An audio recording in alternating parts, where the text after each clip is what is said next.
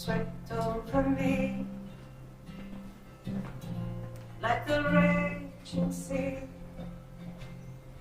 lashing and crashing my side till I just gave way.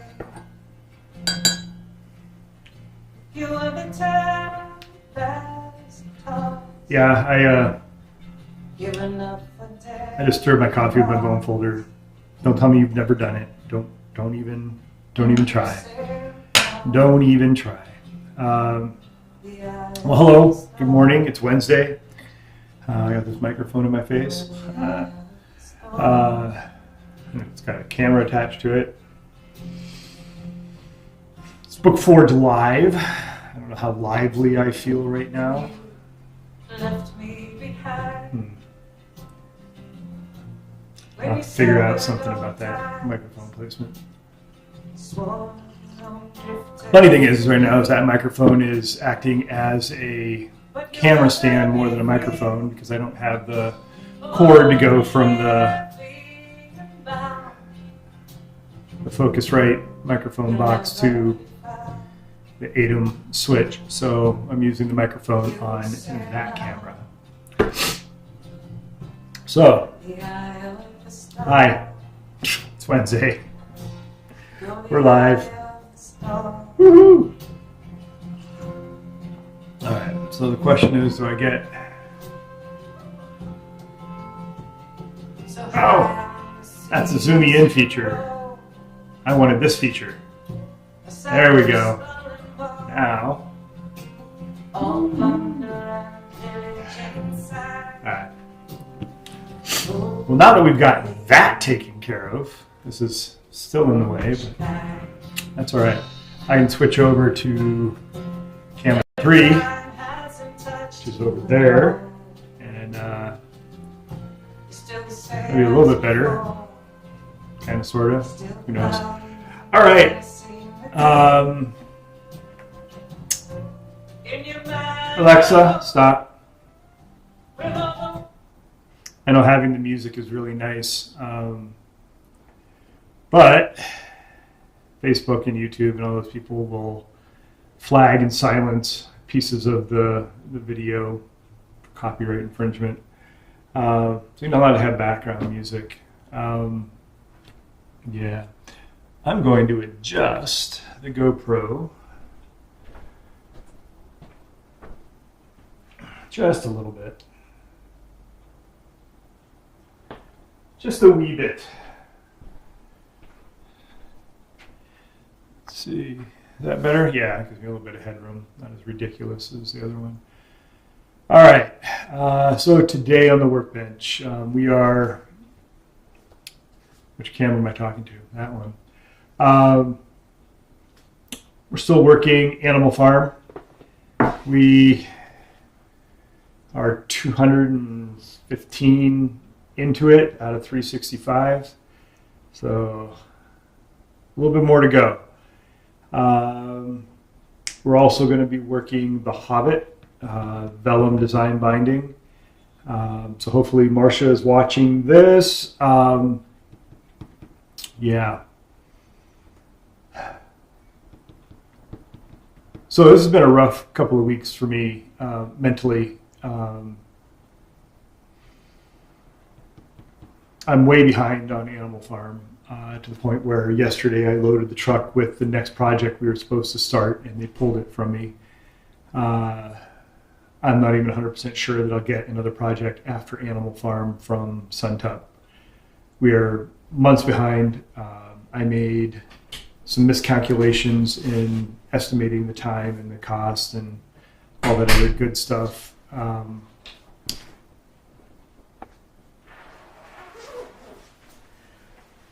So, yeah, there's a certain level of stress there. And then I have 2 apprentices currently, and I sent them both messages that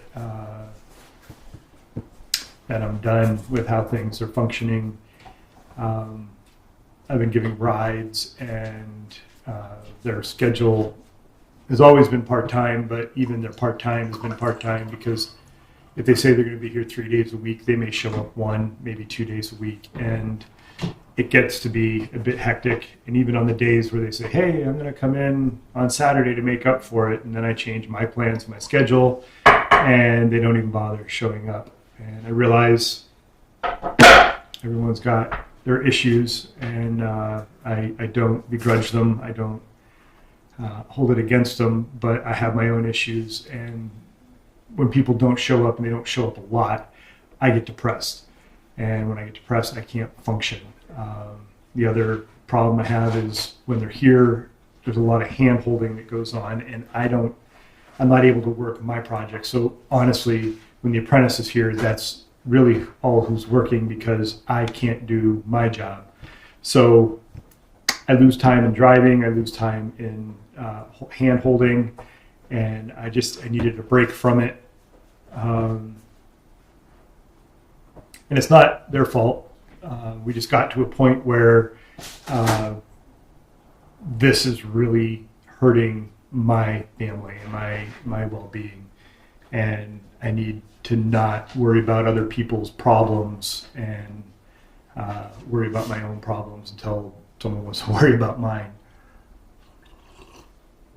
So my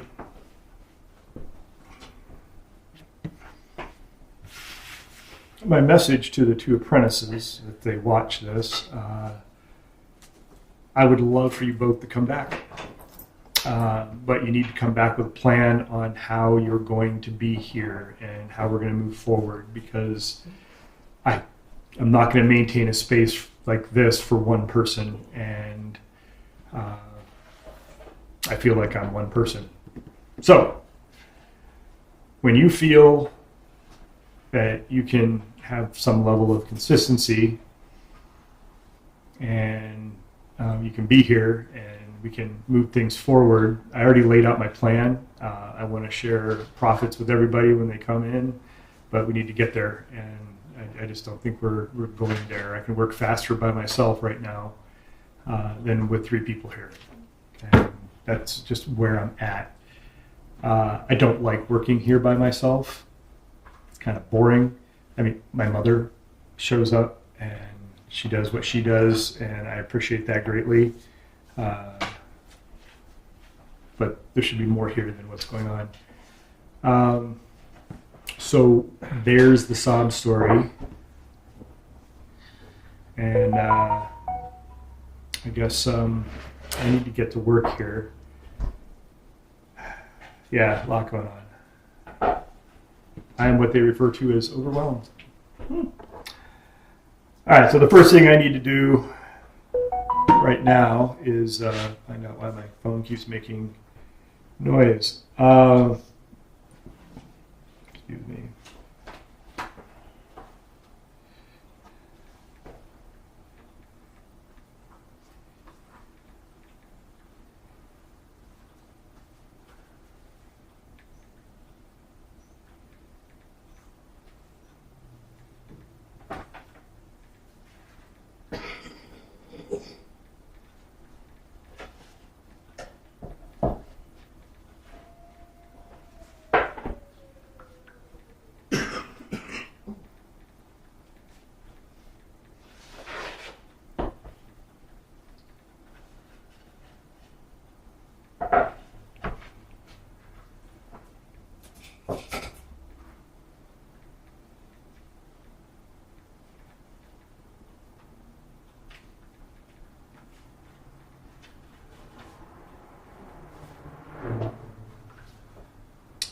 Okay, I was Sharon wondering how to watch this, and yeah, how she wouldn't know that is beyond me, but so be it.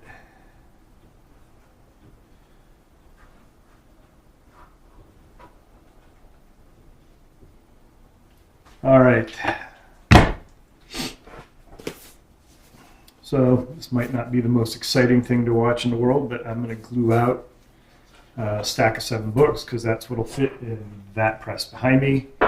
And well, there you go. So what I'm going to do for a little bit, so you don't have to look at my ugly mug, is I'm going to switch to the overhead camera. And we're going to go from there.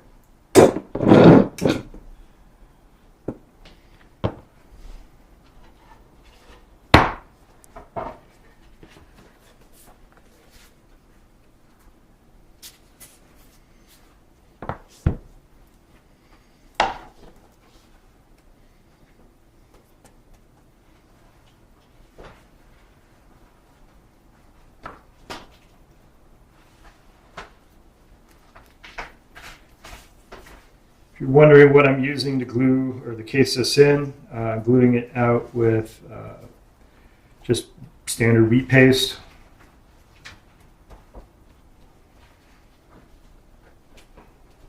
Six to 1 ratio with all-purpose flour. Made the batch up last night.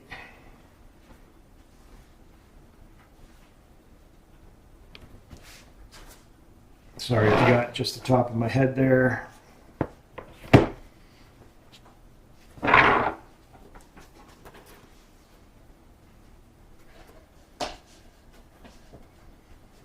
end papers, this mint green end paper is a Bugra.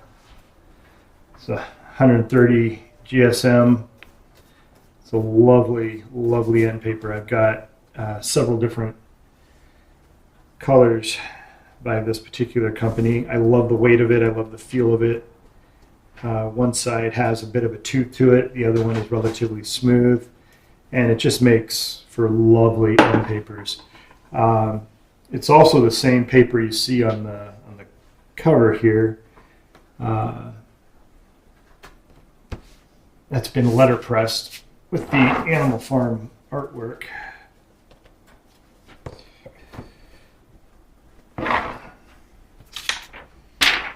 So before we press this, I'm going to put in a moisture barrier. We don't want the papers to stick to each other. And hey, if you're watching this, feel free to put any comments, suggestions, questions, criticisms, accolades, whatever you want down in the comments. I would love to hear from you guys. I've got one guy who often comments, and love him dearly for it, but I would love for more people to do that.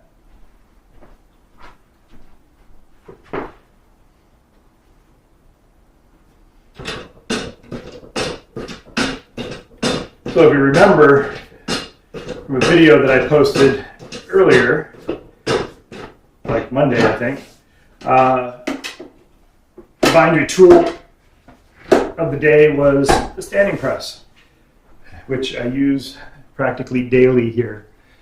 When doing a run, it's an indispensable tool. We currently have 2 of them, which I featured in the video. We have a 3rd one coming, which I'm going to do a thorough tool review.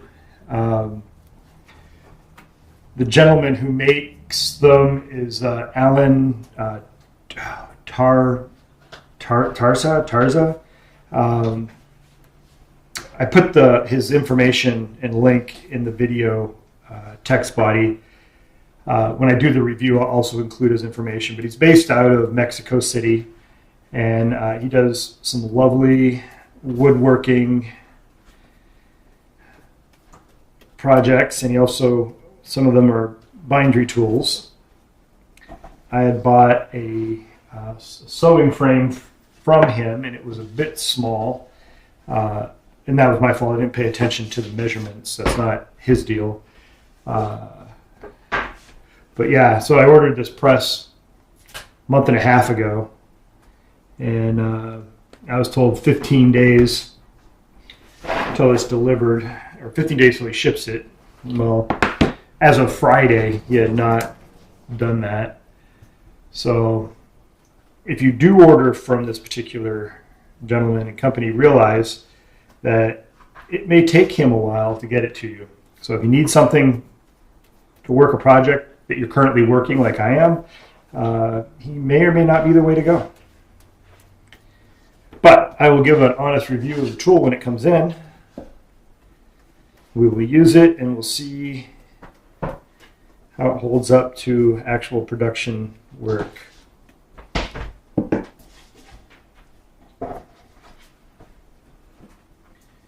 Now, in his defense, he said he had the flu and then he had COVID on top of it. So I know sick on sick is pretty bad. So I hope he's rested up and feeling well. Gets to work on my press.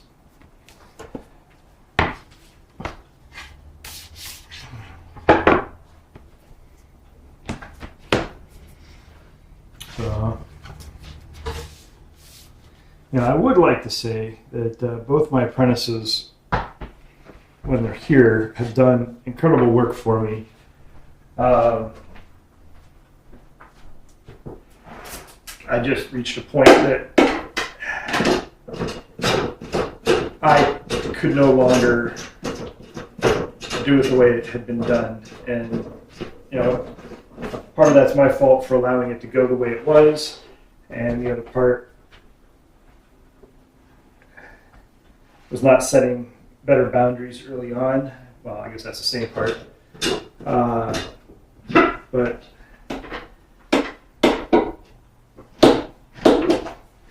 I just need something different to work out. Now, ultimately, I'll tell you what, if there's anybody out there, I am looking for a person who not only wants to be an apprentice, but wants to be a partner. I need someone who wants to have a vested interest in the success of my business and eventually take it over. Now, ideally, this person would be younger, not because I'm trying to discriminate by age, but I figure I've got about 10 years left of this before I reach retirement age. I'm 55 currently, and I would like to travel and do some things. So yeah, I would like to retire, and I would like to leave the business with someone who's young enough to carry it forward and train the next person, because this particular trade, this particular skill, new books are being produced cheaply, I might add. People who collect and own really nice old books are always going to need someone who understands how to fix them, because no matter how well you take care of a book, time takes its toll on them. So you're going to need someone who's adept at fixing them. So there will always be a niche market for a quality bookbinder, book restorer. And that's something I'd like to pass on. My children aren't really interested in what I'm doing. They think it's great, and it's interesting, but my son is a programmer into computers and blah, blah, blah. My daughter's a musician model out in LA. So this bindery needs someone to go to. And it takes 10 to 15 years to become a master. So by the time I'm ready to retire, if someone started working with me now, they would be very close, if not actually become a master. And they can take over the business. And but right now, the folks that are involved in the bindery, they don't really have a vested interest. They're good friends. Don't get me wrong. They want to help. They have been helping. But one wants to start her own studio doing metal work, and the other one, I honestly don't know what she wants, to tell you the truth, as far as pursuing bookbinding. She started out just as a friend helping me, and then kind of grew into, hey, I need you here. And now we're at the point of, what's your intent? What do you want to do?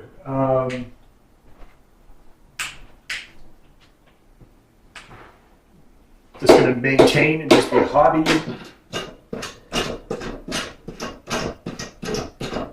I don't know.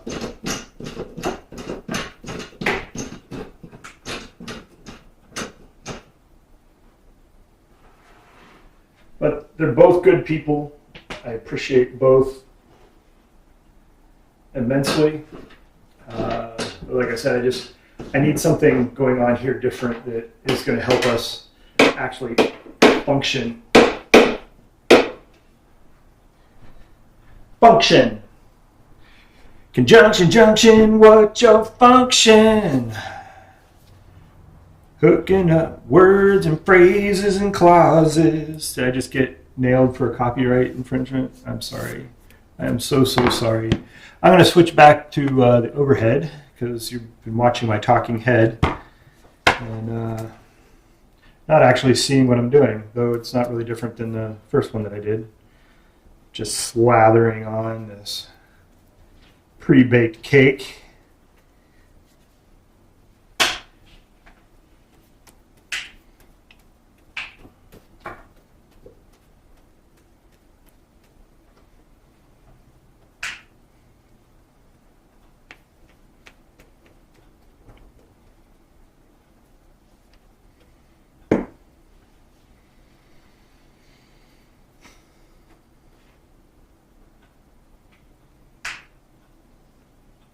Sorry, my head has to be over it so I can make sure that everything is all lined up and my squares are squared up.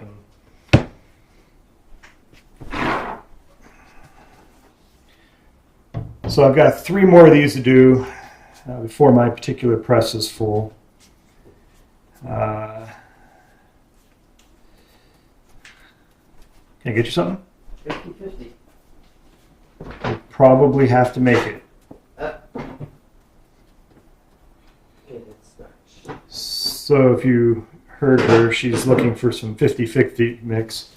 And in this particular case, it'll be PBA and wheat paste. So the main adhesives we use here are wheat paste, PBA, a 50-50 mix of wheat paste and PBA. We also can do 50-50 mix of wheat paste and methyl cellulose, which is also an adhesive. And we also use wheat starch, especially in our restoration book repair process.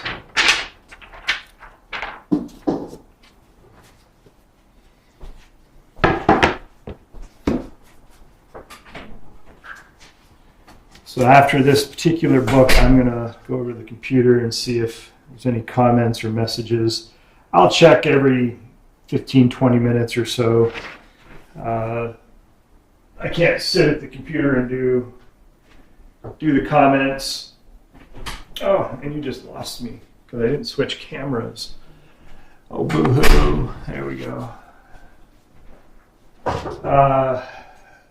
Yeah, comments, suggestions, criticisms,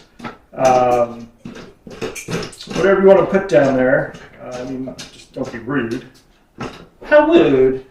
But I'd love to have interaction with folks. What are you thinking? What are you doing? What do you want to see?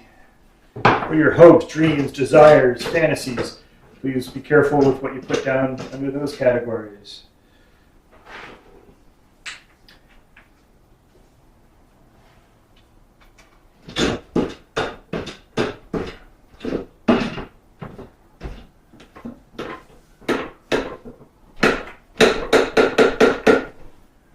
I know I've said some negative things about that particular press, but I will tell you it does work. So we're going to go to the GoPro for a little bit. I was going to say something and I don't remember what it was.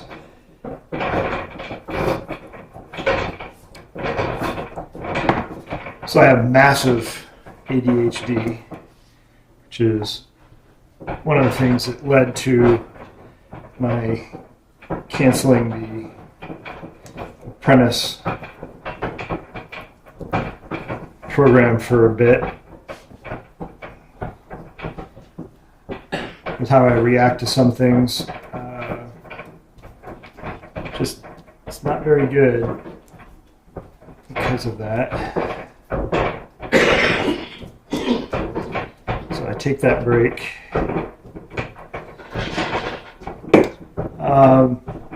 Over the past week or so, if you've been following along on Facebook, I've been having one hell of a nightmare of a time with they blocked me from liking and commenting and posting on the BookForge Facebook page, which they said that I had violated community standards repeatedly, and that's why they blocked me. I'm not aware of violating any community standings. So, spent a week bitching online about Facebook and that kind of thing, which caused a significant amount of stress. And then the other day, the external hard drives that I store all my video that I take on, I had recorded a bunch of video that I was in the process of editing specifically for Patreon. Both drives ate themselves, which was rather frustrating because one drive was a backup of the other drive, and they both died at the same time, and I lost everything. So any of the videos that I have promised that haven't been delivered aren't coming because they're gone. I've got some future videos coming up. Like we just released the edge decoration for the Hobbit. We're gonna have some video, I believe, survived of the casing in process, which we're actually gonna do some of that today. So if you watch the casing in process video, it'll include some footage from today because we're gonna work on that today.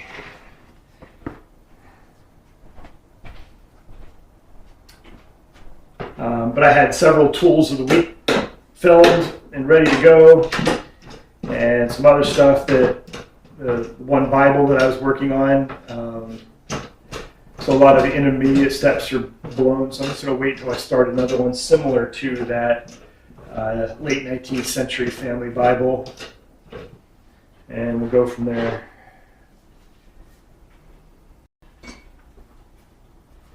So I'm going to be in the market for a nice new external hard drive. Now the two that ate themselves were old. I get that. But I honestly didn't have the funds for buying a new one. That's why I was using two old ones. Can I get one more in there?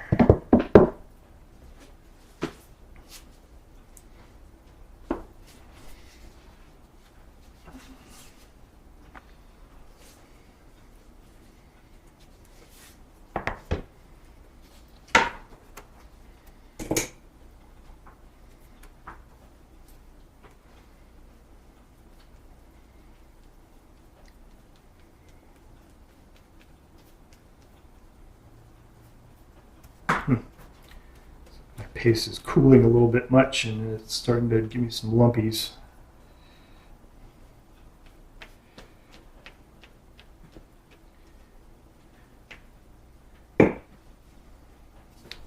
I said after that one book I was going to go over and check messages, didn't I? I fid. Oh, well, that was aggressive.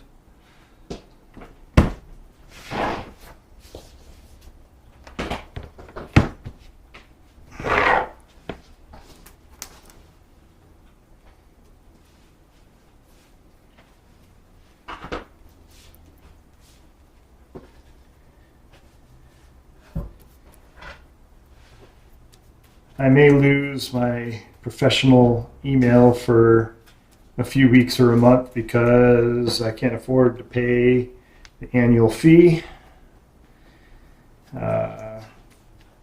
So once I deliver some of the books that I'm going to be working on. Hopefully I'll have the funds to do that.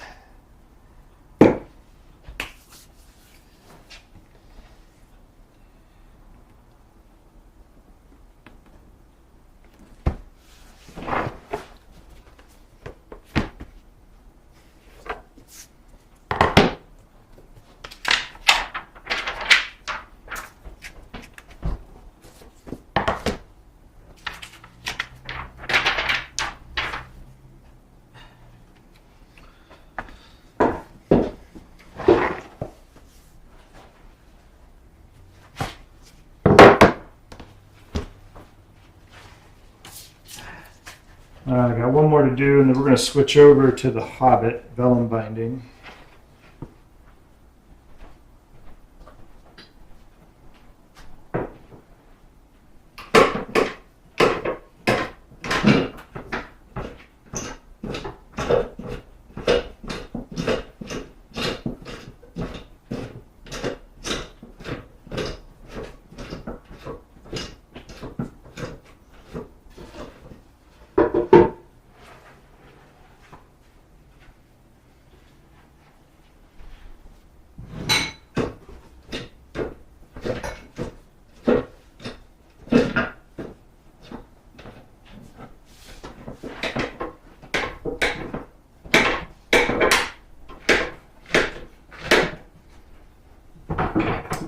Uno más. Let's finish this one up before I check messages. Making sure everything's right side up, making sure that it's seated good, head and tail, top to bottom.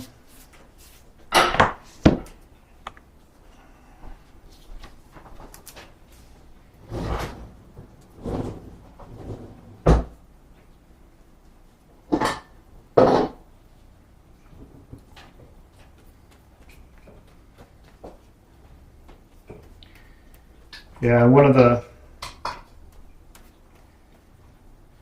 video sets that I lost was everything step by step of making these Animal Farm vellum bindings, and a lot of it's just gone. And I'm to the casing in process, so there's really not a hell of a lot after this. Once these are dry, I will open them up. I'll look for any flaws, if there's like a stray hair or a piece of material that's someplace that it shouldn't be. I'll clip it, or clean off any, if there's a little glue residue, things like that. A little quality control, make sure the book is as perfect as possible. But other than that, they're going to go into a press for a few days, make sure they're good and flat and together. And then they're going to get boxed up and shipped off to Suntup to deliver to their clients. So we're really nearing the end of this project, which should have been done months ago. That did not seat right. Okay, I just screwed this all up. And you got to witness it on camera. There we go, that's in.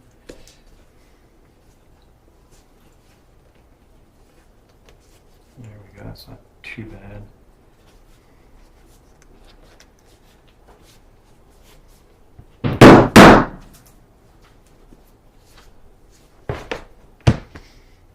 All right.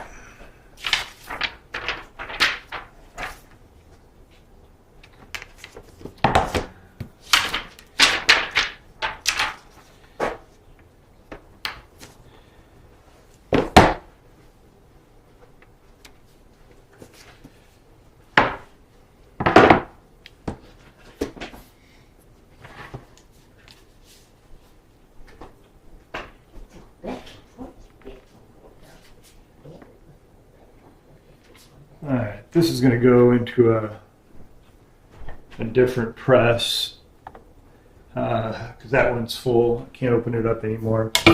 So it's going to go into this press that you can't see from this camera, but it's a little nipping press, and it's holding one of the next projects, which we'll talk about here in a minute.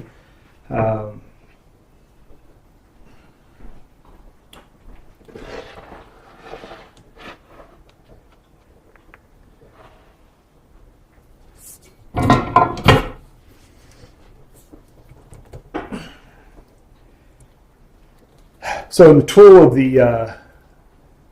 the week video, we're going to be talking about nipping presses. That'll probably be the next video that I do. I say a lot. Yeah. But we'll be talking about nipping presses and their history,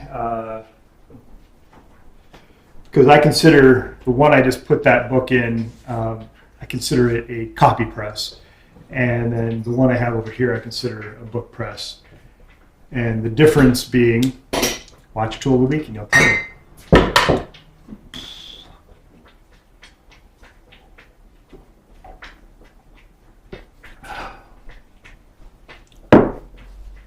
All right. My press is full.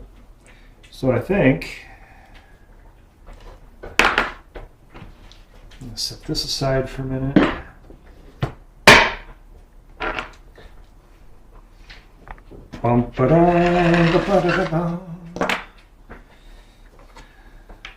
Yes, Marcia, I'm using your scissors.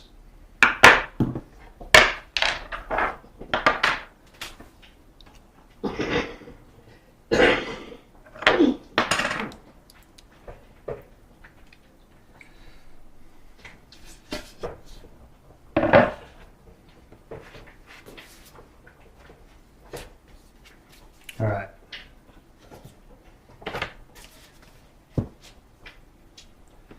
This is the Animal Farm case. The artwork is covered in the vellum.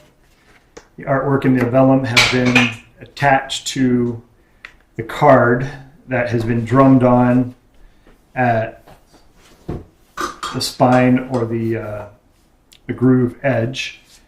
And now what we're going to do is we're going to drum the turn-ins without adhering this card.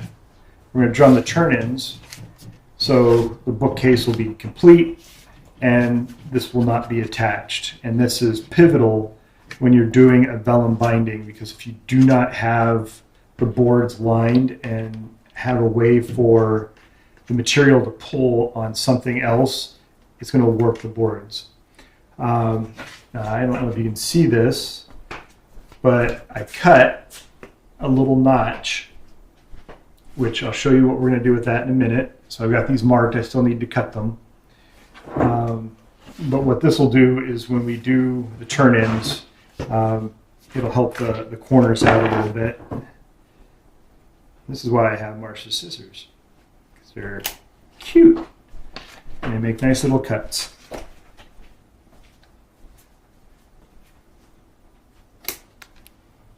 Kind of surgical. I do this with a razor, but I'm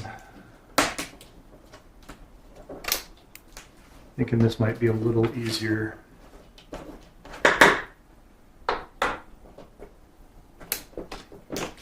Little slip with the blade's edge and it's all gone. And these little nubs are only 2 or 3 millimeters.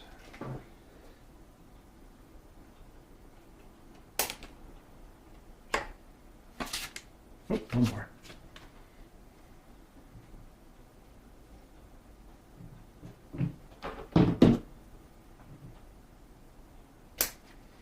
So I have some mild concerns about this case, and it mainly has to do with how they were printed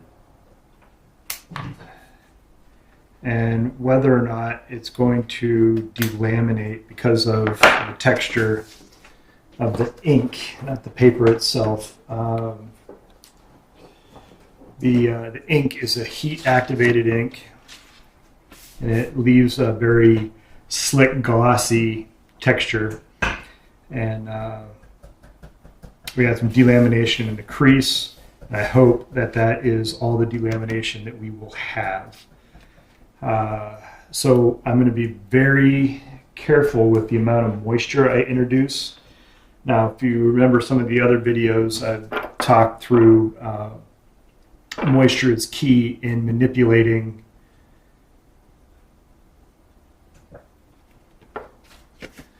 the vellum. All right, so I need a couple things. I will be right back.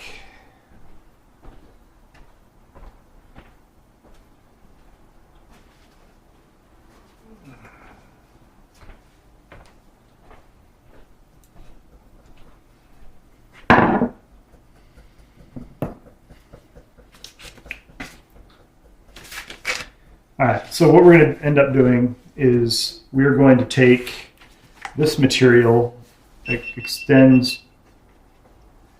Why did I lose my camera? All right, well, so much for the GoPro. We're going to take this material, which will be the turn-in, and we're going to turn it in. And what I'm going to do is I'm going to apply paste where the head cap is going to be, and I'm going to apply PVA along the rest of this. The PVA will tack really quickly and it'll hold everything in place, and then it'll give me a few moments to manipulate the head cap while it is moist with the paste. The paste will allow me to have a little bit of slippage. And when I get done, we should have a head cap formed that will match the thickness of the boards and everything else straight across. One of the things that needs to happen though is the spine needs rounded. Now, we had it rounded before.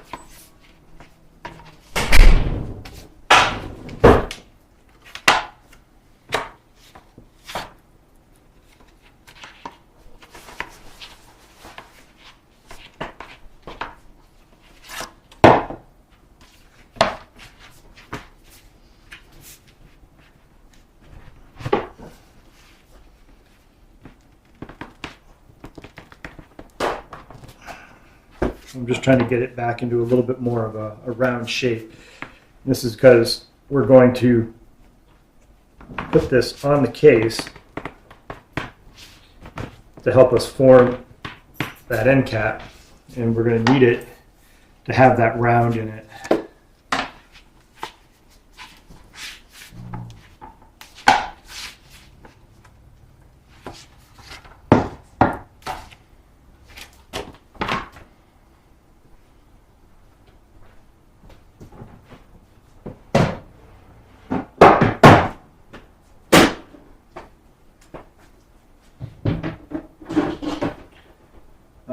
So this is the book block. Marcia did a wonderful job on much of this. She did some of the edge decoration. I did most of this one. She did the head and tail. She sewed on the end bands, put on the Oxford Hollow, did a really, really good job. So now that we have text block, when I go to work, see, that'll sit in there nicely.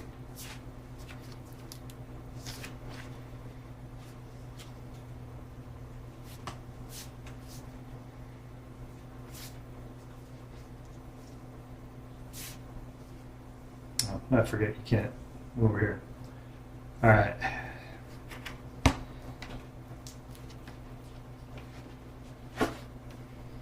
I'm going to work the curvature a little bit more.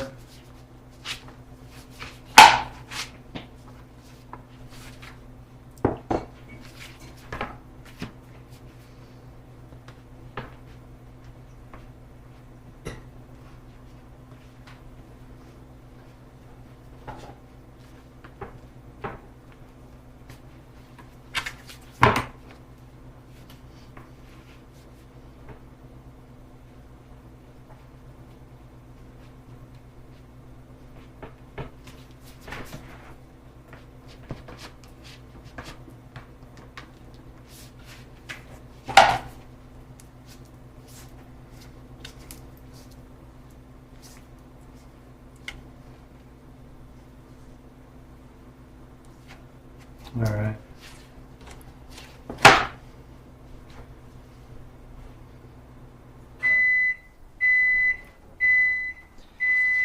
I'm just going to put a little bit of moisture on this. I don't want to make it too wet. Oh, you guys probably want to see what I'm doing, don't you? There you go. If I get it too wet, I think we'll have some delamination, and we don't want that. So there's a little bit there.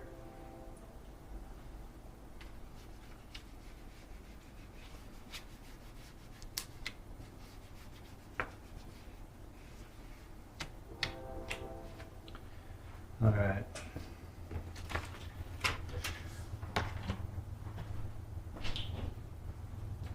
I'm going to get a little smaller brush and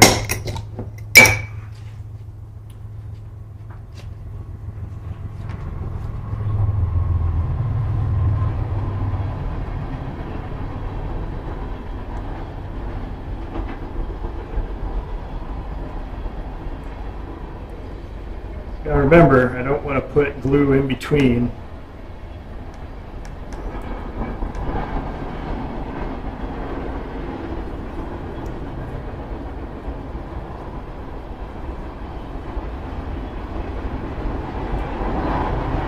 The vellum to be able to pull on that outer card.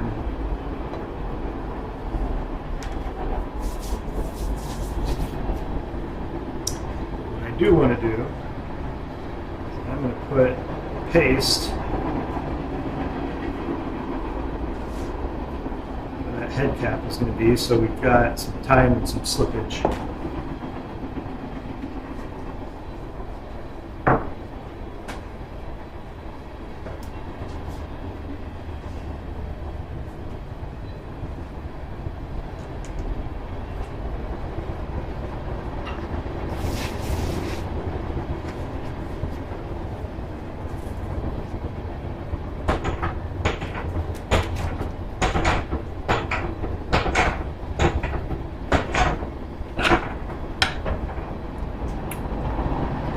What I should have done first, before I put the paste and the glue on, is I should have pre-shaped the vellum. That's all right. I'm going to do this on the fly. It's starting to go.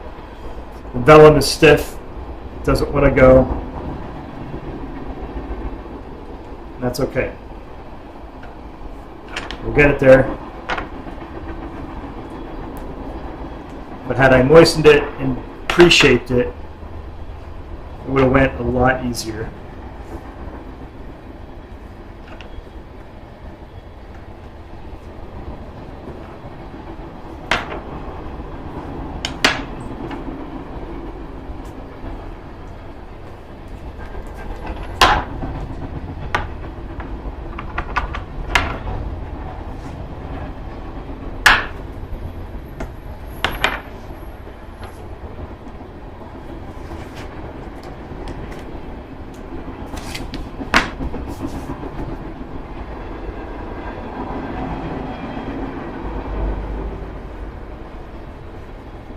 A little bit more moisture on this.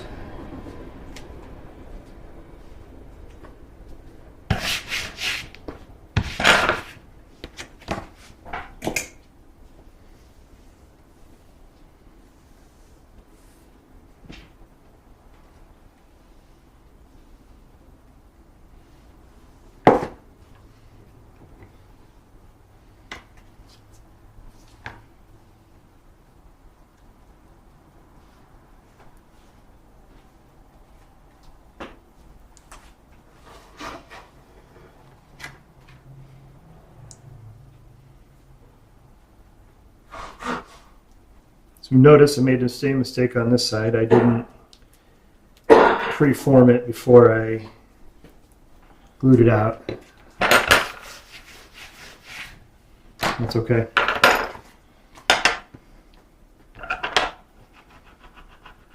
We'll get it there.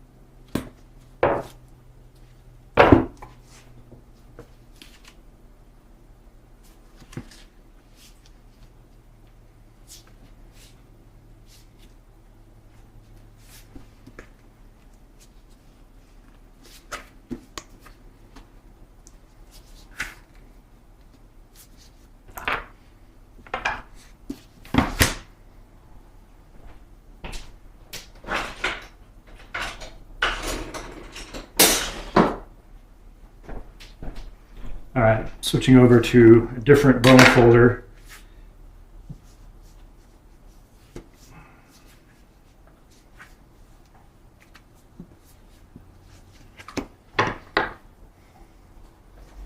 And so this is where we're going to take the time to make sure that we have enough material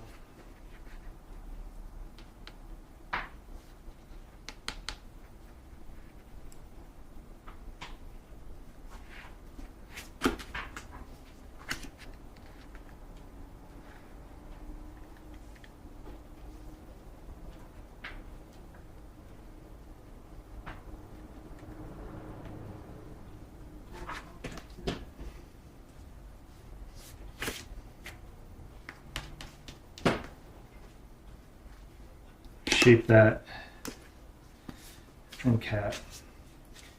And this is something to go back and forth a few times.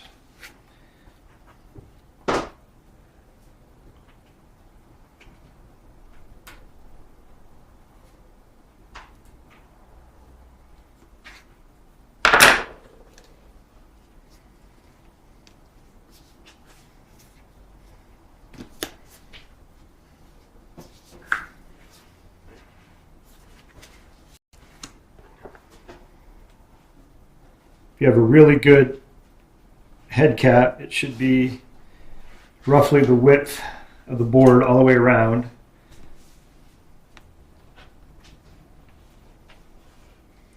And any excess material you want to push down into that groove. And you're probably going to have to be a little more aggressive than you'll feel comfortable being. But trust me, the vellum will take it. And it'll look so much better when you're done.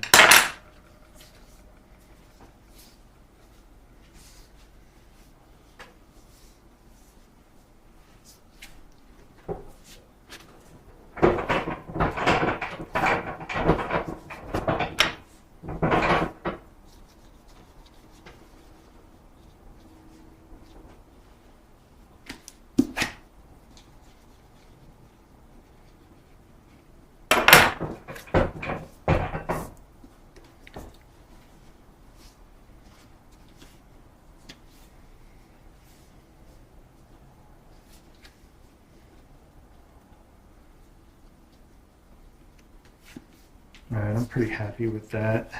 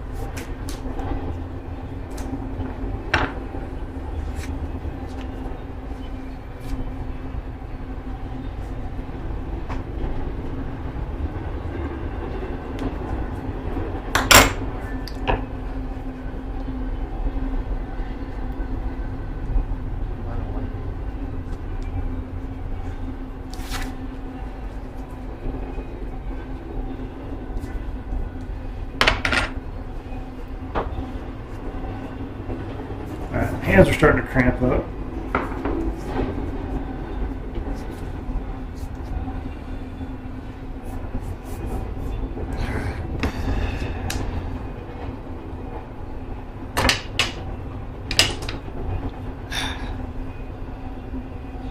And cramp. Give that a second.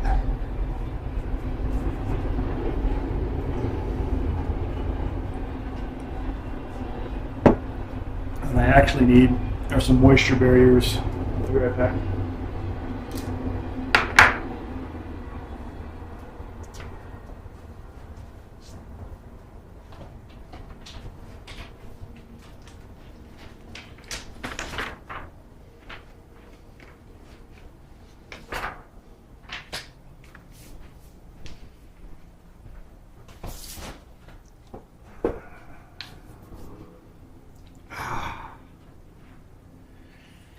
don't get old.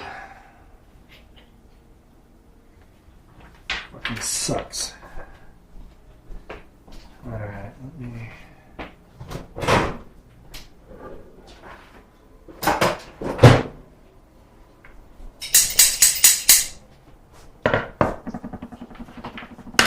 I never did check the messages.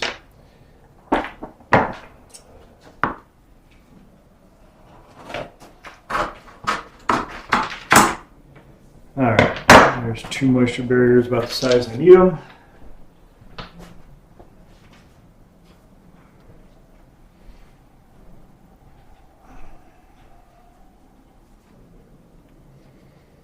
All right, so the question is, do I just put this in the press and let it rest a bit? Or do I do the fold-ins? Tell you what, it's 2 o'clock. I'm going to put this in the press for a bit, and I'm going to grab some boards out of here.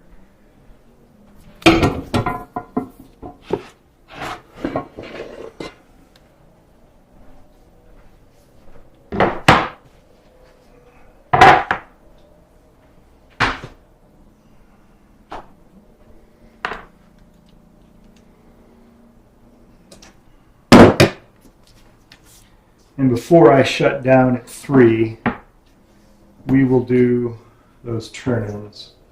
But I think for now, I'm going to put that underneath there. You can't see what I'm doing, can you? All I'm doing is I'm putting some moisture barriers in so the end papers don't warp. And then I'm going to take the book as it sits. I'm going to put it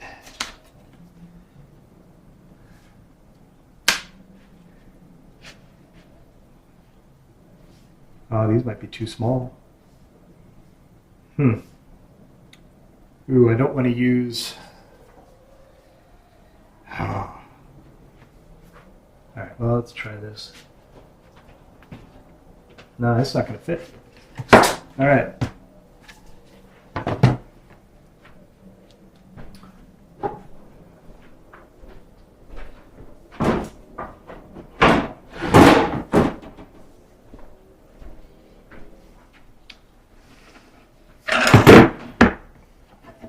Don't necessarily want to use these, but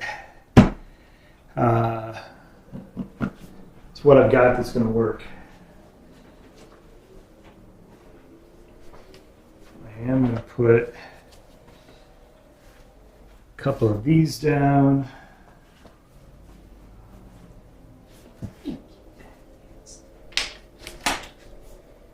And I think I'm going to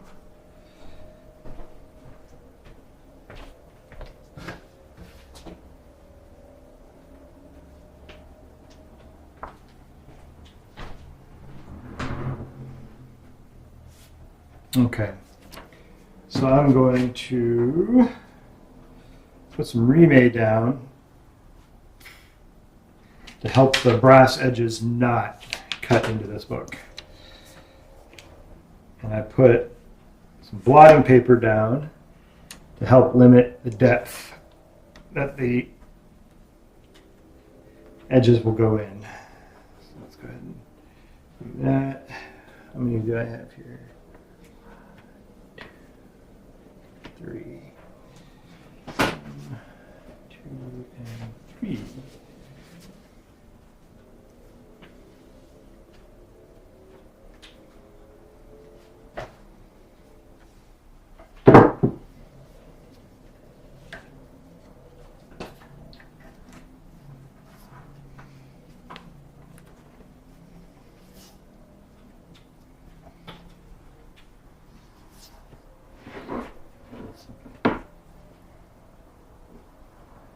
Okay.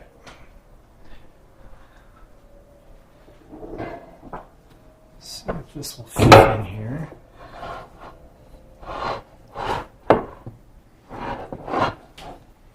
It does not want to fit. It's the problem with having multiple projects going on.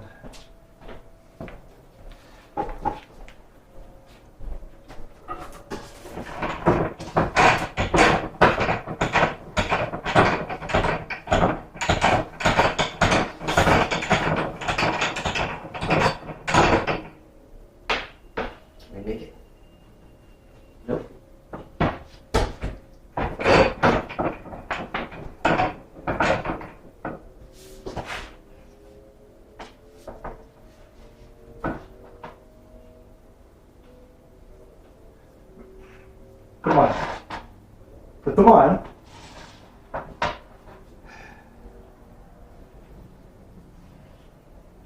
Now, I'm trying to line these up and you're sticking things on top of it.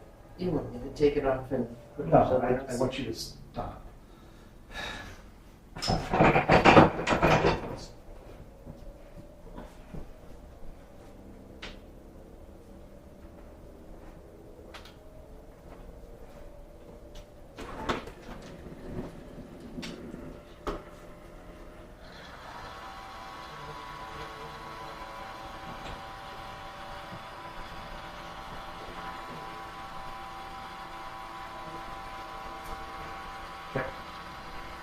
All right, so that wasn't the most ideal thing, and I doubt you could even see most of that, mainly because I have the other camera on.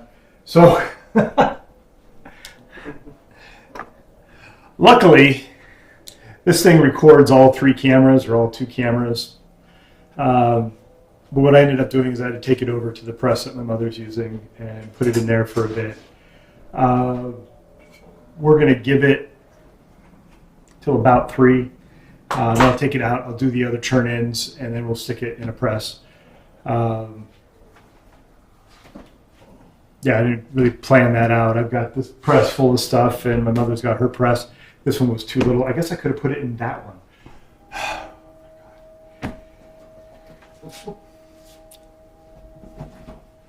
Yeah, there you go.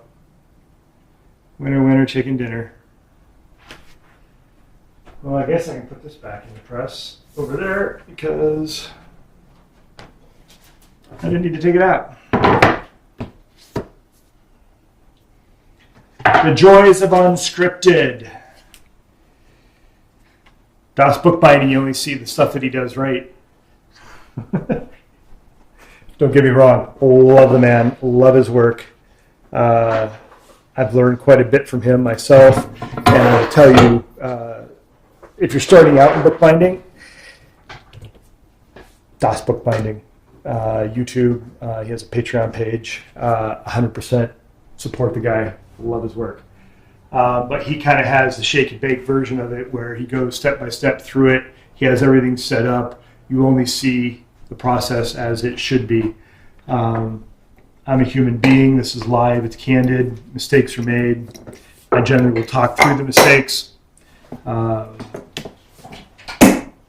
Sometimes I won't. Who knows? All right. So, what is next? Where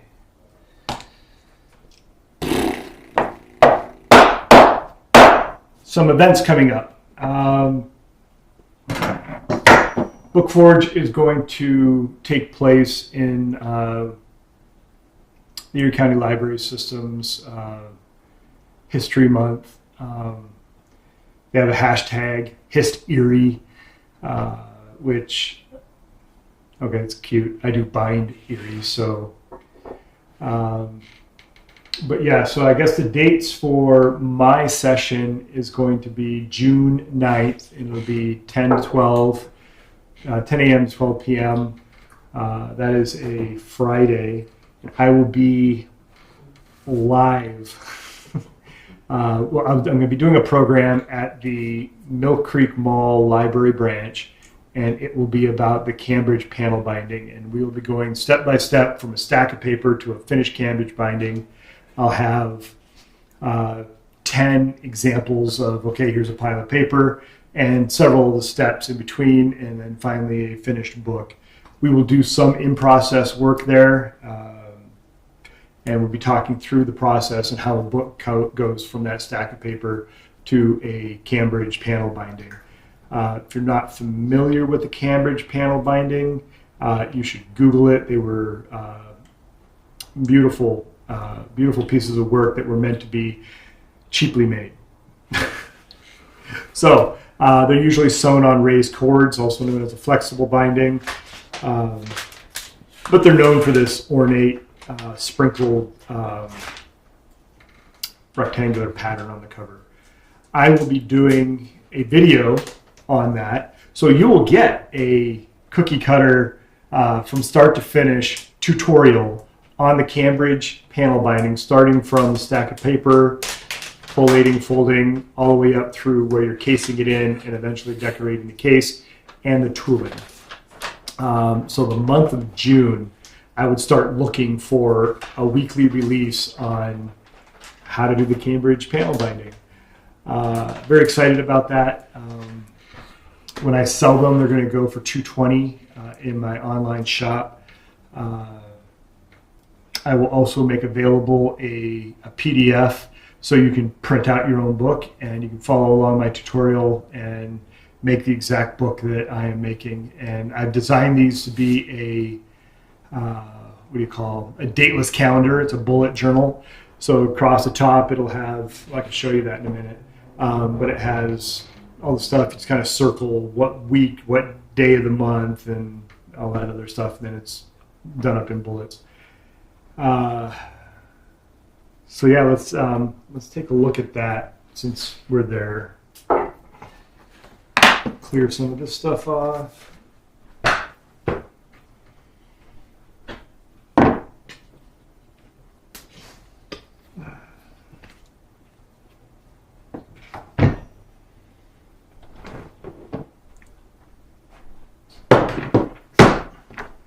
See if I had another person or tech person here, they could figure out why the camera stopped working. I don't know if the battery died or what. So yeah, these are really nice spreads where I'm not sure if you can see that, but across the top you have the months, the days of the week, and you've come over here, you've got the weekdays, and then you can put in, 2022, 2023. I don't know if you're like me or not, but I used to buy calendars at the beginning of the year, and I would use it in January. I'd skip February, March. I'd chime in and use it a little bit in April and May, and then summer would come along, I wouldn't use it all, and then it would get used in the fall. So half the dang thing wasn't used. So the idea is with these dateless calendars, doesn't matter when you use it, you just pick up, oh, it's another month, just fill out another month. So you're not wasting paper that's already printed for May and you didn't even use May. Yep. So I'm going to be folding these in signatures of 4 folios. And a folio, I suppose I can cover some brief vocabulary here. So we talked about using the bone folders. So you saw me, I used this particular bone folder to do the head cap of that vellum binding. And it's long, narrow, comes to a point. These are great. You can also get these in metal, which I plan on ordering some to show you how to use those. Love them. I use this one here because it's a little bit broader and flatter. And I use that for flattening out spines.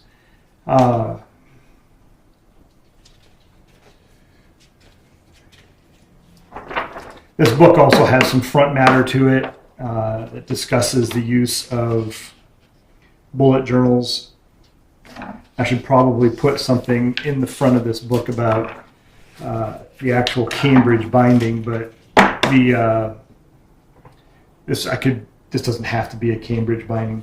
This interior could be sewn on tapes and just made into a regular case binding, where a Cambridge binding has laced on boards.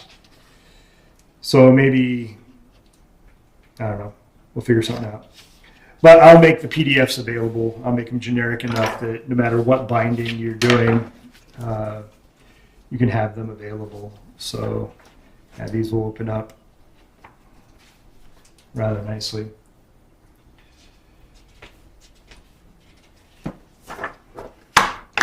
So as I'm entertaining you with folding paper, oh my thoughts on the apprentices, when and if they come back, or future apprentices. I feel bad because Sharon came in. I was already stressed out about the production run and already had made some strategic mistakes Usually, like when Marcia started, I had lessons planned out. Okay, you're going to come in and you're going to do this, and you're going to come in and you're going to do that. And I had her walking a path to learn actual bookbinding instead of just being thrown in. It's okay if you're going to do this piecemeal. And I think when I get this production run done, that's what we're going to get back to, is whoever's here as an apprentice is going to have a curriculum, and they're not going to get thrown into something as stressful. And this way, if they learn my curriculum, there shouldn't be as much hand-holding needed if they learn it.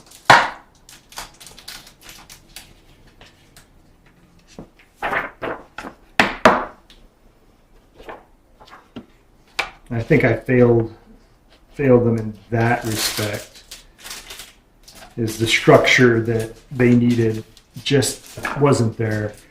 Now, the caveat to that is, if the structure is there, the student has to be there, because I cannot teach someone who's not here.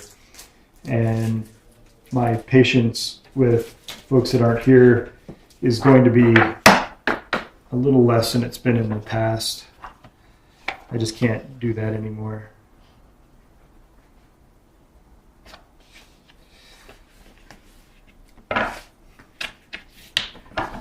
So if you caught some vocabulary earlier, I said each signature is going to be made up of 4 folios.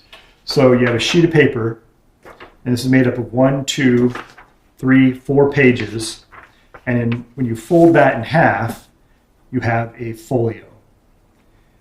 Now, oh, there's blood on this. How cute. All right, let's see. 1, 2, 3, 4. So a signature, or a section, or a choir is a group of folios. So it depends on the region of the world you're from and which words you want to use. Choir is older, and it doesn't mean singing, it means a group of 4.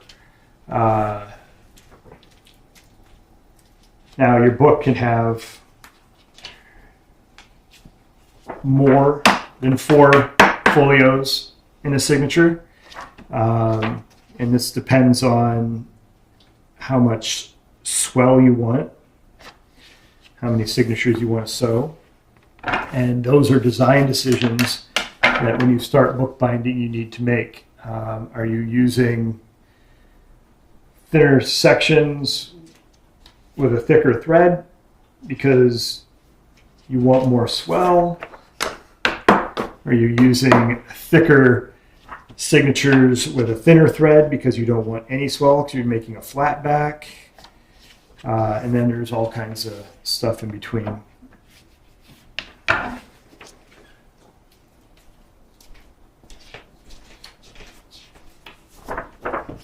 Of course, we'll be discussing all of that in upcoming videos.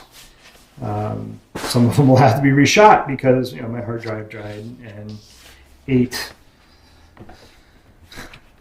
probably a solid terabyte of video.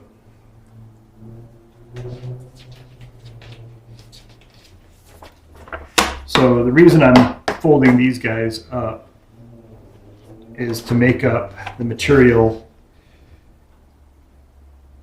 that I can hand around at the Cambridge binding program. I'll have one where it's just sewn. I'll have one where it's lined, that kind of stuff. The various stages of sprinkle. So that way the people who attend it can not just hear me talking, but they can actually hold and feel and say, oh, okay, so this is how a book is lined. That's interesting. Or, oh, this is what it looks like when it's sewn.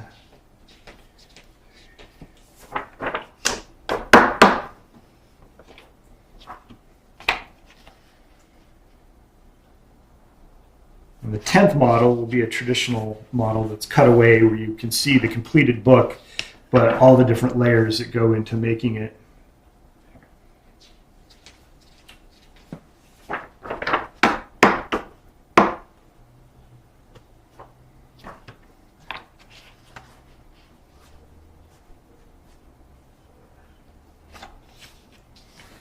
with this particular printout, I'm a little disappointed because I thought I left myself more margin around the edge. And yeah, so if I wanted to trim this book, I really can't. So I need to go take a look at the digital file and see if I made a mistake there, or if the printer did a fit instead of a actual file size, which would have changed all of that.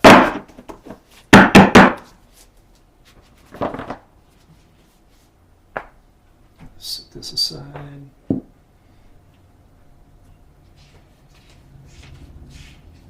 I need to remember how many signatures I planned on having per book.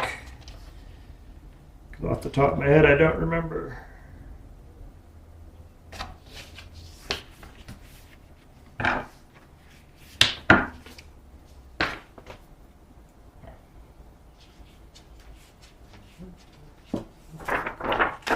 So when people say that they want to be a bookbinder,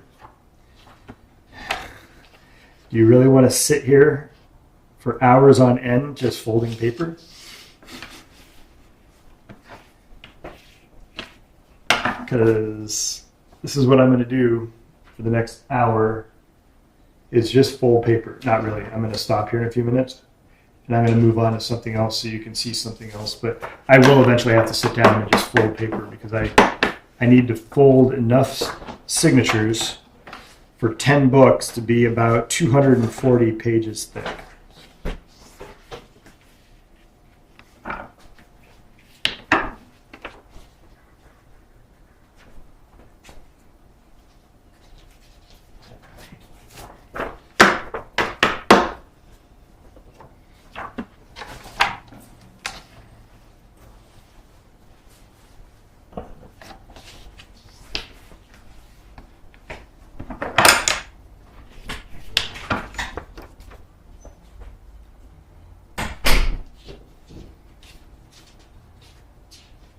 I still have not gone over to check the messages, so I don't even know if anyone's commenting or not. Let me finish this signature and go over and check, see if there's any comments anywhere. I'm so sorry. All right. Bum, ba-dum, bum, bum, bum. This thing's gonna follow me. Let's go wide.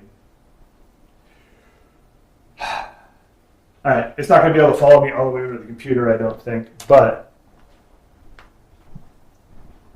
let's see what we got over here, comment-wise.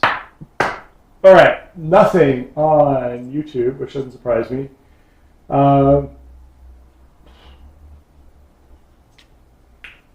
Nothing on Patreon itself.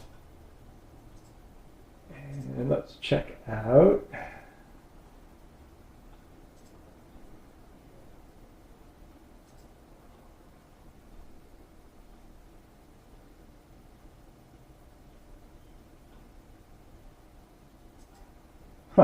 Marsha chimed in and said, because I told her she should watch the live stream today. Why is that? Also the link. Well, had she been paying attention to any of the Facebook stuff about BookForge, she would know.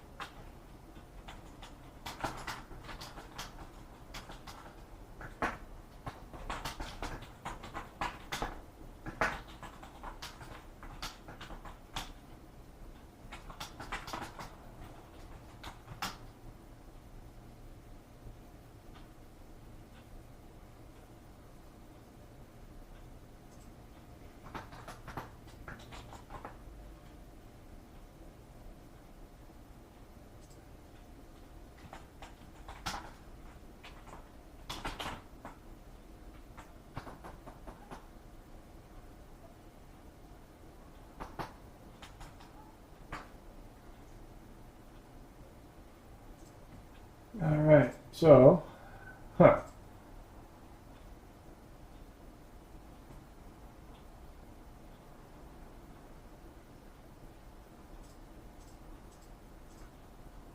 So as far as my personal Facebook page, there's no comments.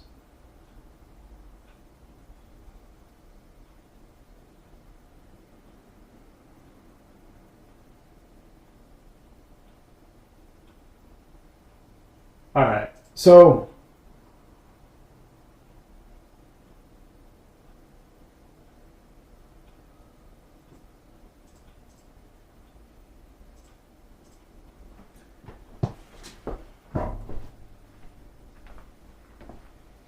all right. So we're going to play the Am I the Asshole game. And I want you to tell me, be honest. Put it down in the comments.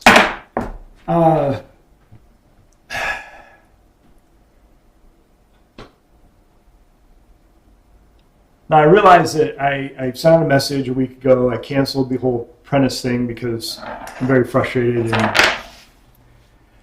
But if someone sends you a message and says, hey, you should watch today's live session, and you are or were and want to be an apprentice, is it wrong for me to think that, well, maybe you should know where the hell our live stream has been coming from? I just...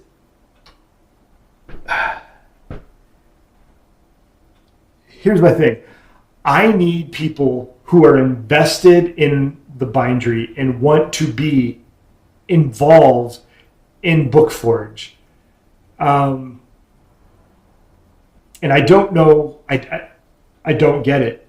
I know you guys have lives outside of here. I know that I'm beyond frustrated.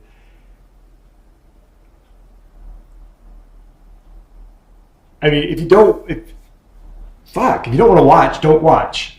I don't know what to tell anybody. If you want to learn bookbinding, come in and learn bookbinding. Be part of this, but to be clueless as to where our live stream comes from. I mean, I've got links on my personal Facebook page. I have links on the BookForge Facebook page, which I realize has been a disaster the last couple of weeks. I put links on several of the bookish sites around Facebook, letting people know, hey, it's Wednesday. We're going to be live. I put links on Twitter.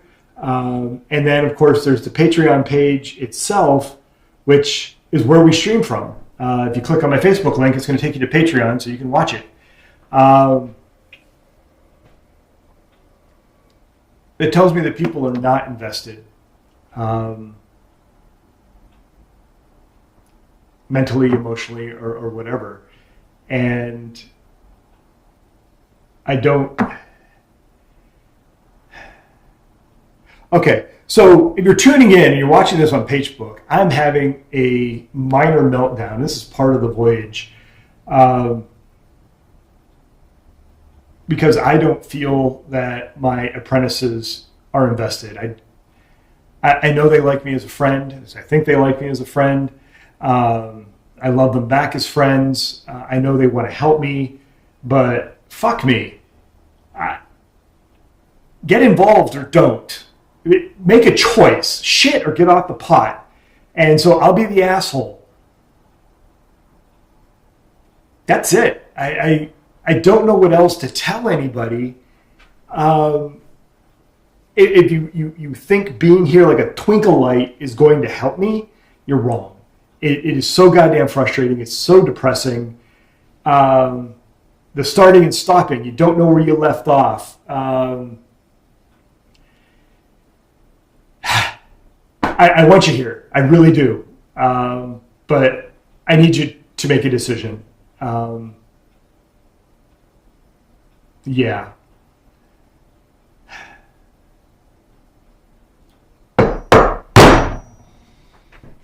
Okay.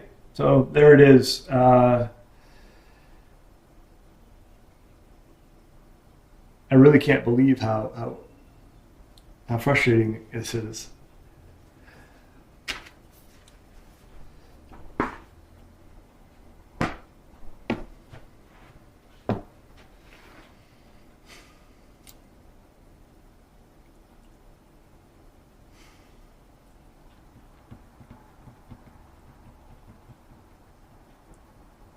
I know a couple of my patrons are relatives of my apprentices.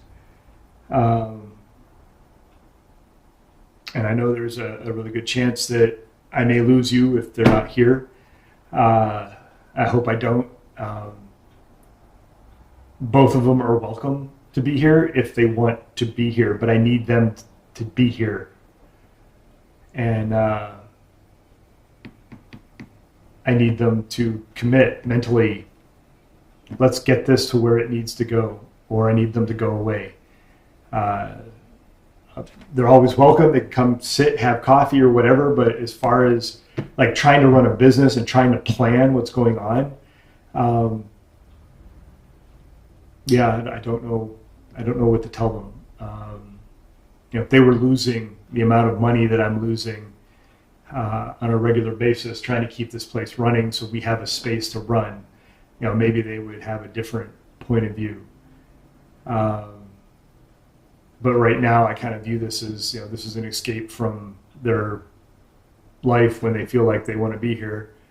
And, again, we're playing the am I the asshole game, and, maybe I'm way out in left field, and, there's a balance. On one hand is the gratitude that I have for them for sticking with me and wanting to help. And then on the other hand, I have my empty bank account and my family and what I'm doing with them. And, before one hand didn't matter, and now both hands matter so damn much. And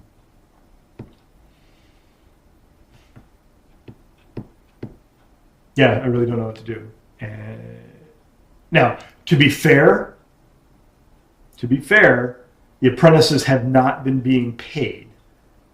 Neither have I. We've been trying to make enough money just to keep this place running. And one of the mistakes that I made was misjudging how long the animal farm was going to take. We're months overdue with this, so we have not been paid the balance of that, and it's crippled me all the way around, both my business and my family. It's devastated me. And there's been things that have not helped this. I can't blame the apprentices fully. My depression has kept me from working at full speed. Our elevator was down in the building for a month, and my help wasn't able to come up here and help. So we lost a month of 2 people being here, and other various things. So my frustration isn't all them, but my frustration is I laid numbers out on the board. It's like, this is what we need to do. And then, just like the last time I mentioned it, a week of nobody. And I even laid out, look, I want to pay you. This is what I want to pay you, $15 an hour. I want to get there, but we need to deliver this book set. And we're to the point where we're not going to deliver the book set again. And I'm not going to get paid. And I'll be lucky if I don't get sued. And I thought, people would double down and they'd want to get this to that point. And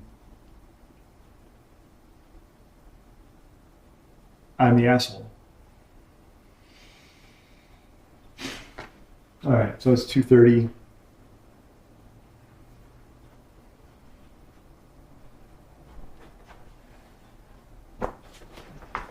I can't win, and I don't know what to do.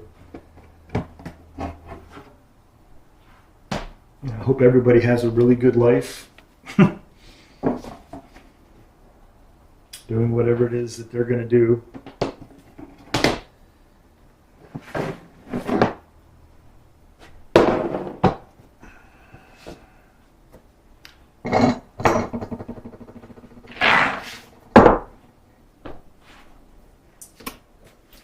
So my wife got this really cool folio.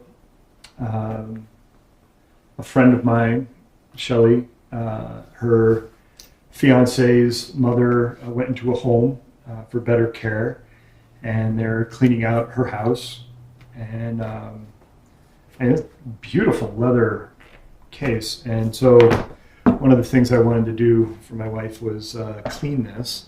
So I think I'm going to do some cleaning, because cleaning is therapeutic, so I'm told.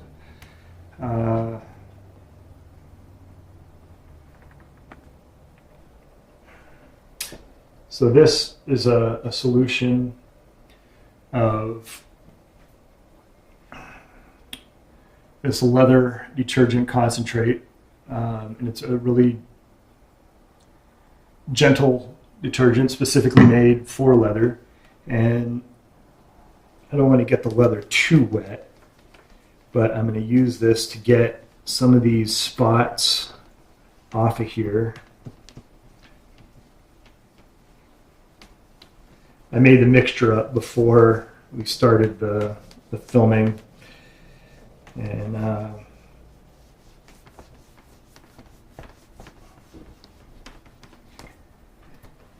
this will probably be the most drama-filled BookForge Live that you'll see, and I'm sure I'm going to get some backlash for what I said, but I'm very frustrated. I don't know how to fix it. I asked my apprentices for input on how do we fix this, and then life continued to happen, and they weren't here. So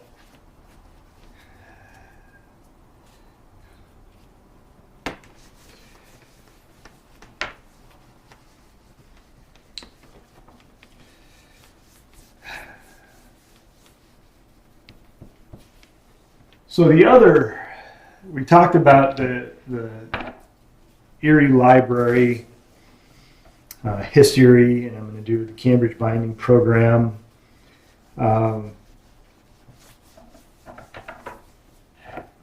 The other thing we're going to do is City Gallery here in Erie on State Street is having a summer kids art camp, and BookForge is going to have 3 sessions, program on making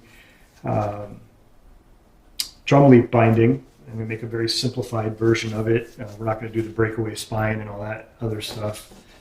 But we are going to make some cute little animal books from postcards for the kids, or with the kids. I'll be doing 3 sessions, 10 kids each session, and that'll be June 26th, July 10th, and July 17th, 11 to noon, or actually I think it's going to end up being 11 to 1. I don't think I can do that within 1 hour. I think it's going to take 2. All right.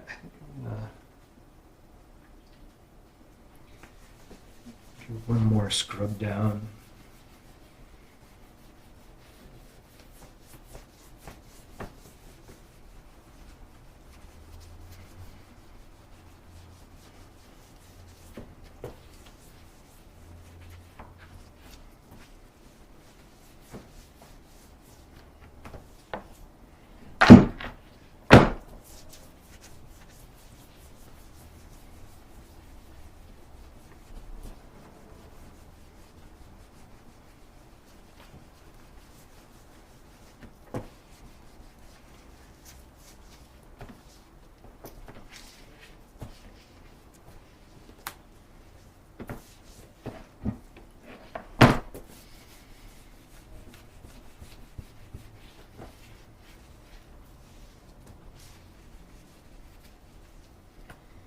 The main reason I wanted Marcia to watch this was I didn't want her to miss the Hobbit binding, and yeah.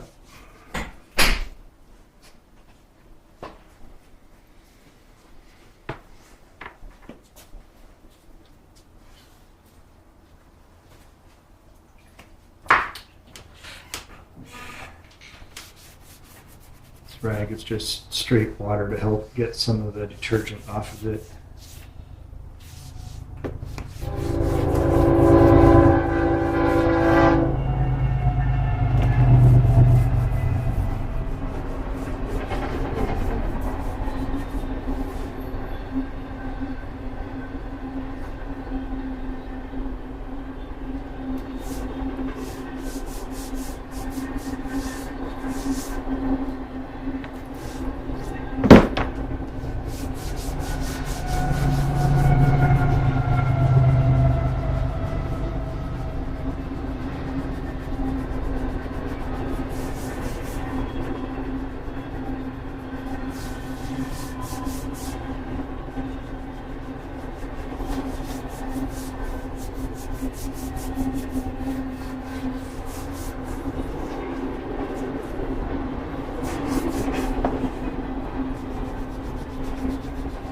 Tonia's starting a new job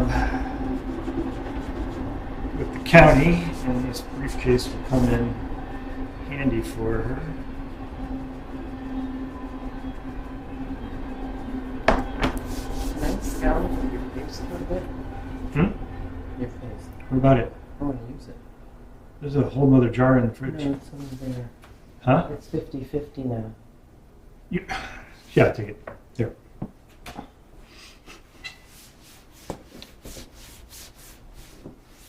I just want to do something. Yeah, you're okay. I get it. I get it. All right, let me find something to dry this with. Is there a clean? These are all clean.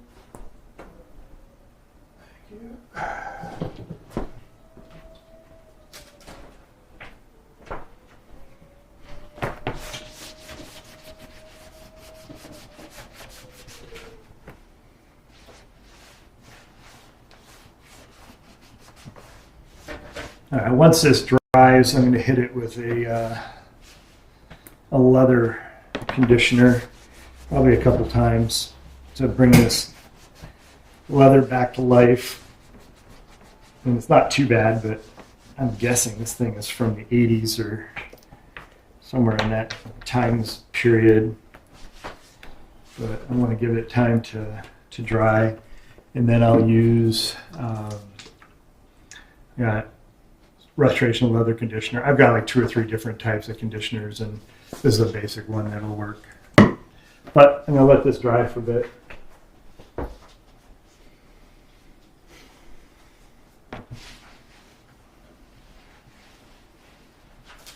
All right, it's 20.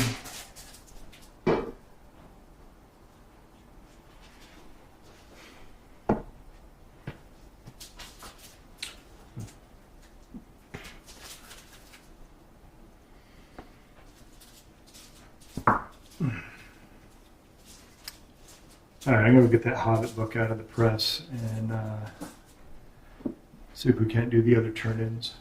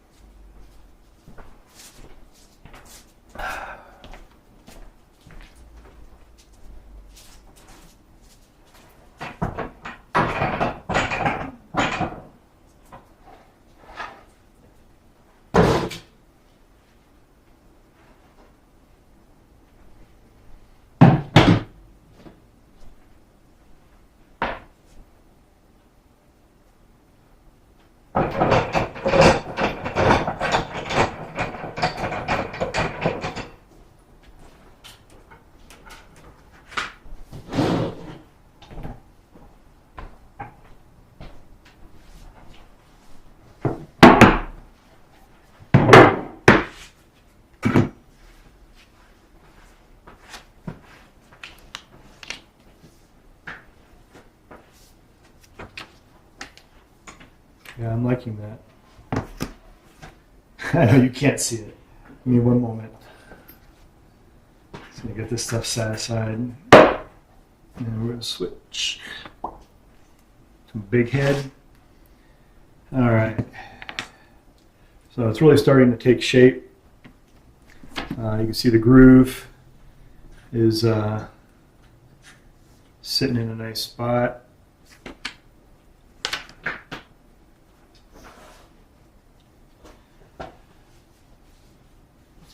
We have nice end caps on the top and the bottom. All right, so I'm gonna take these out for a minute. Ooh. Okay, apparently I messed with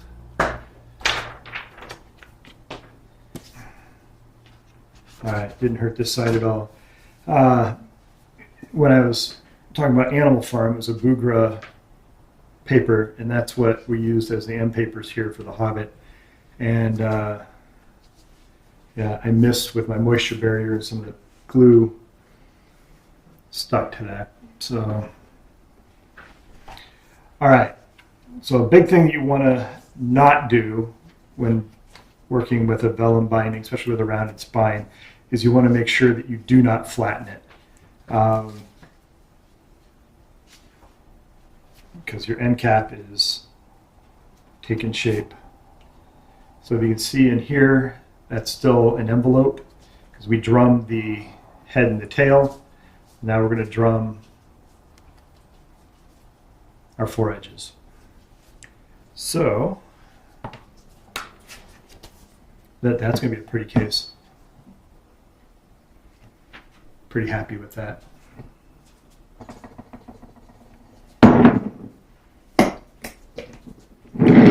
So the four edges, I'm going to use straight PVA.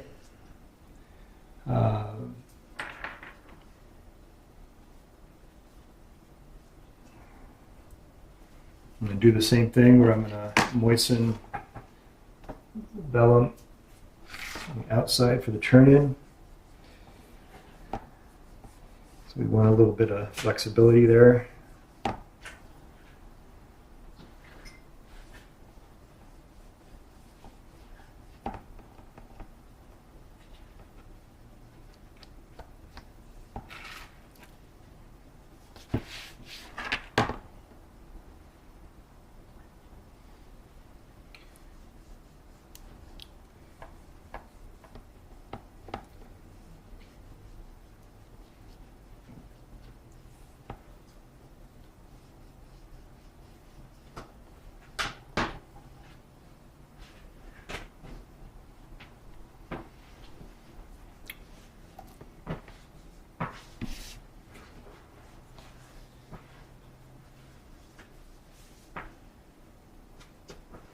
Let me check one thing. I'll be back in a moment.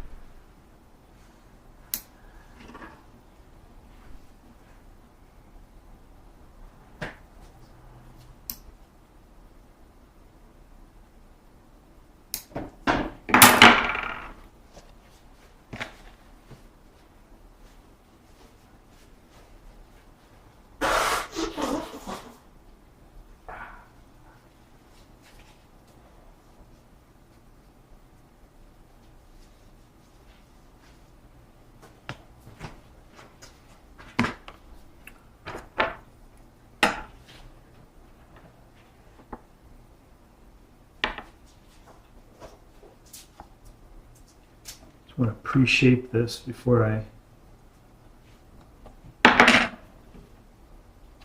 glue it out.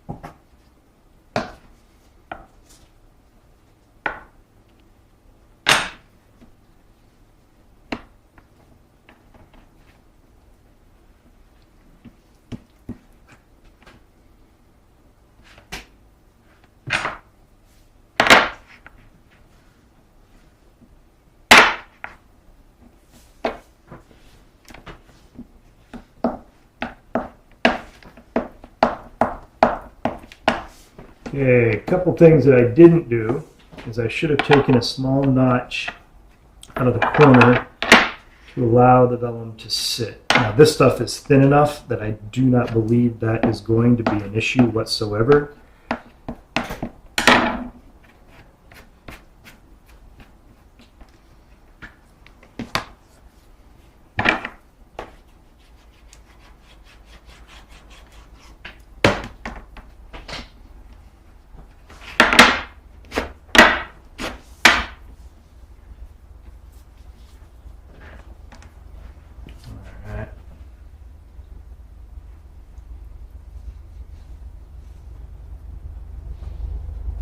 More moisture.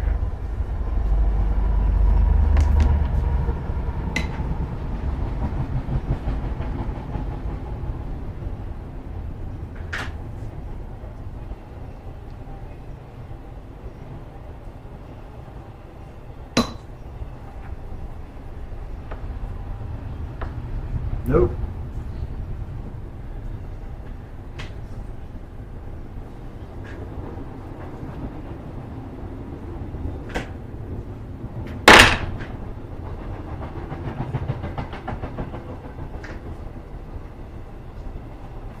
Alright. Not happy with that.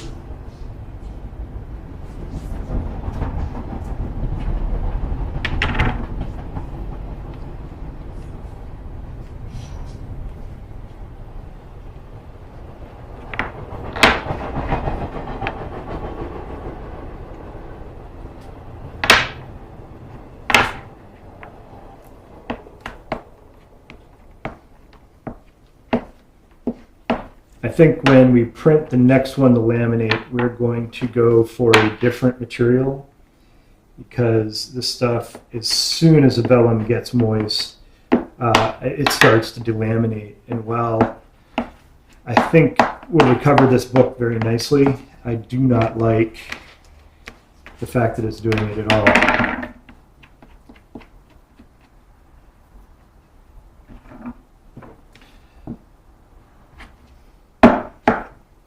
So what I'm going to do is, now that that's done, so there's the case.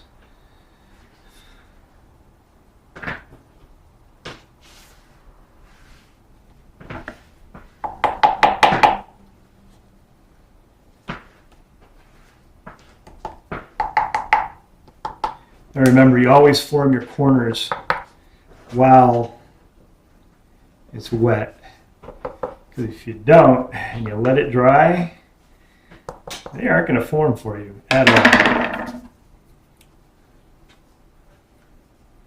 All right, so I'm going to pop this back in. Before we case it in, we will trim up that flyaway linen that you're seeing in there for the hinge.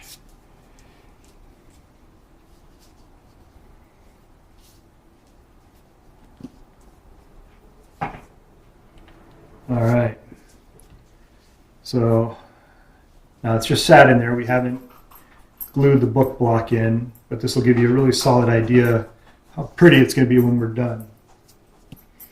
So what I'm going to do, I'm going to put the moisture barriers back in.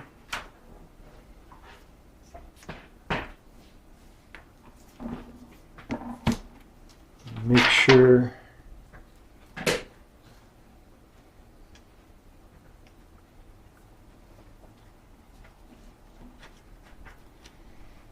they're good.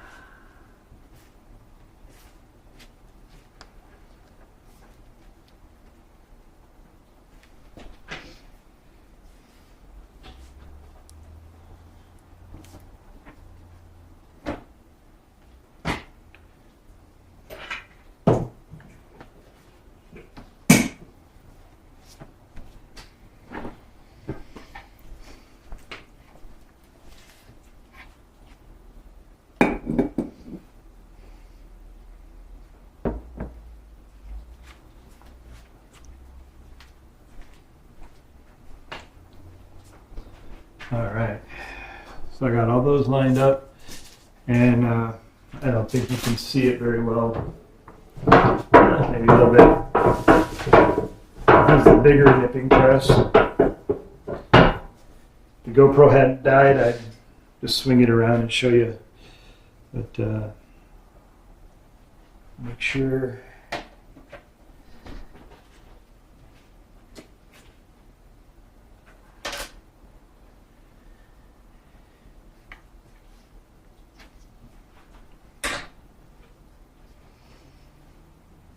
I think we should have made that groove a couple millimeters wider than we did, but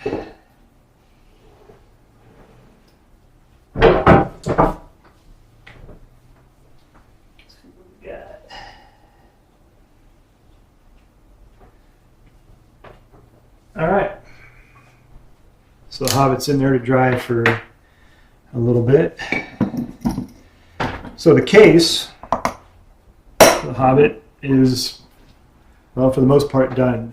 When I take it out, I will trim down that linen inner hinge and glue out the Oxford Hollow onto the spine of the book, and then I'll let that set overnight, and then tomorrow I will glue down the boards, and that'll be the end of it. It is currently a few minutes to 3. Today's over as far as the live stream, and I hope everyone enjoyed. Sorry that there was more personal drama on display, but yeah, that's part of the journey. And we're human beings. My apprentices are human beings, and we all have feelings, we all have lives, and we just need to figure out how to get everything together. I'm going to check on comments real quick, and then I think we're going to call it a day. So let's see what kind of comments we have.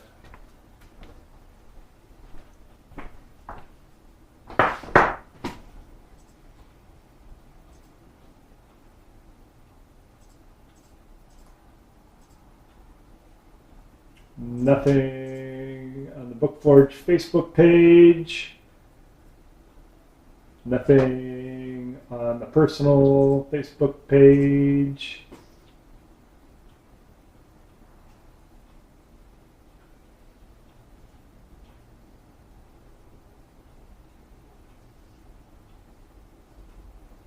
Marsha left me a long message which I will not read through, and well, we'll read through online quite a bit here. we'll see. We'll talk about that.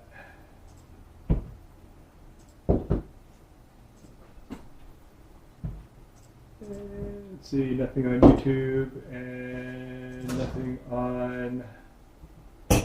Oh, Sharon left some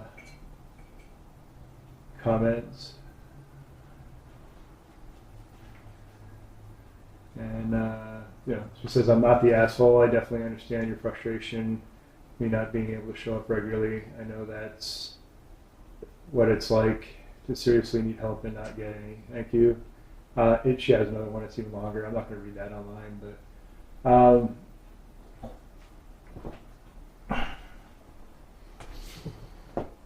yep. So I hope everyone sticks through with the journey. I'll read what the apprentices had to say. Respond to them. I just need to figure out how to get this going and up and running, and well, all right, so today is over. I appreciate you sticking with me on this journey. We'll see what we can make of it. We'll see you next week. Peace out, my friends. And instead of following me back over there to a dead screen, let's you can look at my desk for a minute. See you next week.